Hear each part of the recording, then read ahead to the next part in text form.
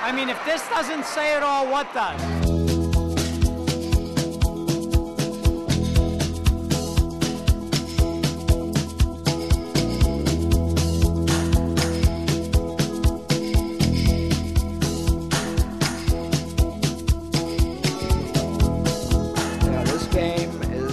Individual combative sport that has a worthwhile objective, pinning your opponent's shoulders down to the mat. And it builds character, it asks for sacrifice. I think it's a wonderful builder of young people and to help young people become men.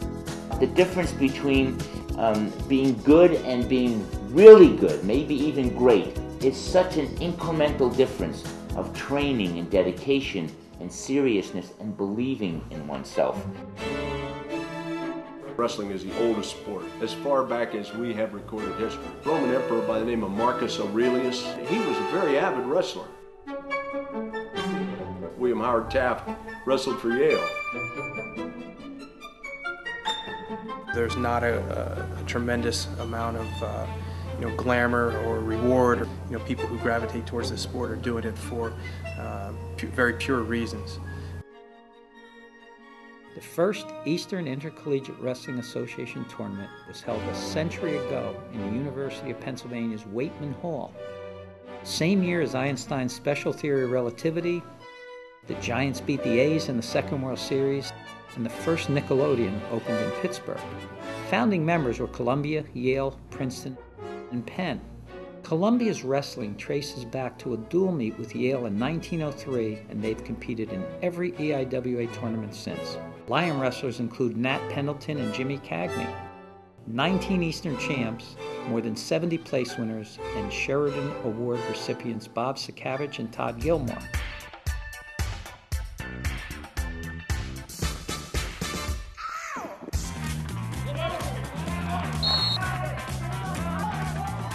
Princeton won its third team title in 1978 under wrestling legend and longtime coach Johnny Johnson.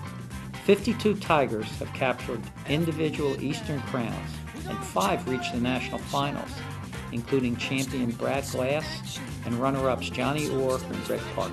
When I got to wrestle 5 minutes from where I grew up, it was a pretty amazing experience. You have 15,000 fans and wrestling in the semifinals, wrestling a guy from Michigan, Otto Olsen, and ending up winning 12-9. The place was just going crazy. Yale took the first team trophy, led by George Dole, brother Louis Dole and A.C. Gilbert, who after hanging up his tights went on to invent the erector set. The Bulldogs went on to win 46 individual titles before varsity status was dropped in 1991. Among their outstanding athletes were national champions Andy Fitch and Jim Bennett. The early 70s, for 2 of the 4 years that I was there, we were in the top 15 in the nation, which at that point in time for an Ivy League school was quite good. Unfortunately, NCL has not changed its opinion on bringing back the sport. We definitely hope that changes. We hope Yale comes back, and perhaps in the 21st century, Yale again will be one of the national powerhouses. Cornell joined the league in 1908 and has taken 14 team and 110 individual goals, and boasts 6 national champions, including Frank Bertucci, David Hirsch, and 2-time winner Dave Auble. Under coach Rob Cole, national champ Travis Lee and All-American Dustin Minotti may add to the Big Reds' honors again in the coming year. There was a man named Bill Layton who lived in Ithaca and coached Ithaca High School, who was somewhat of a wrestling genius. Bill was a demon on technique and drilling you. Even today, I have no doubt that I have at least one Bill Layton grooved single leg in me, just only one.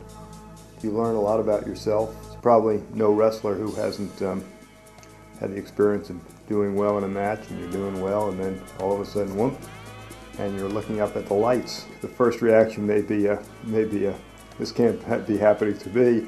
Second reaction had better be, yes it is, and it's time to get out of here. Since joining in 1913, Lehigh has taken a record 31 team and 182 individual titles.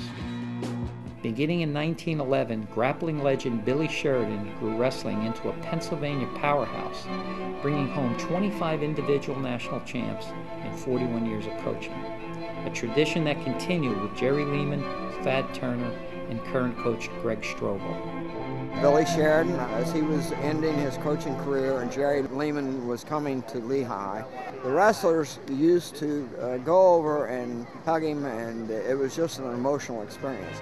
Among Lehigh's greats are two-time Eastern and Olympic champion Bobby Weaver and three-time national champion Mike Caruso.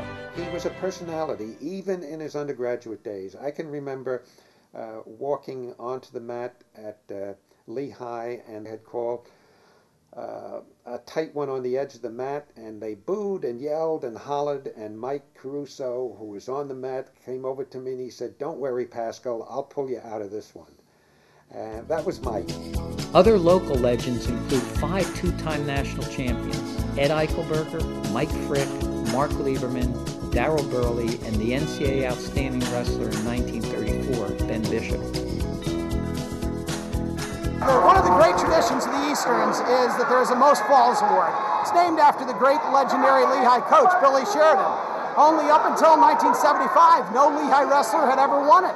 Well, my freshman year goal was to bring that trophy home. And the highlight of the tournament was after winning in the finals, I got to go up and receive it from Billy Sheridan's widow, Emily Sheridan. Hey now, you're an all-star, get your game on, go play, hey now. Penn State joined in 1918 and produced 16 team and 105 individual Eastern champs in all, before departing in 1974.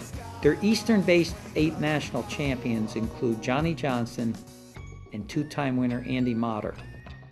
At that time, the EIWA was very competitive on a national level.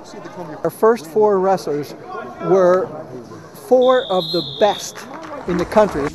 Harvard joined in 1934 and had their first national champion in 1938 with John Harkness. 2001 saw them win their first team title, fueled by outstanding wrestler David Reichl. Under Coach Jay Weiss, 10 of the Crimson's 14 competitors have taken the top rung since 1996. And this year they're looking for gold with Jesse Jansen.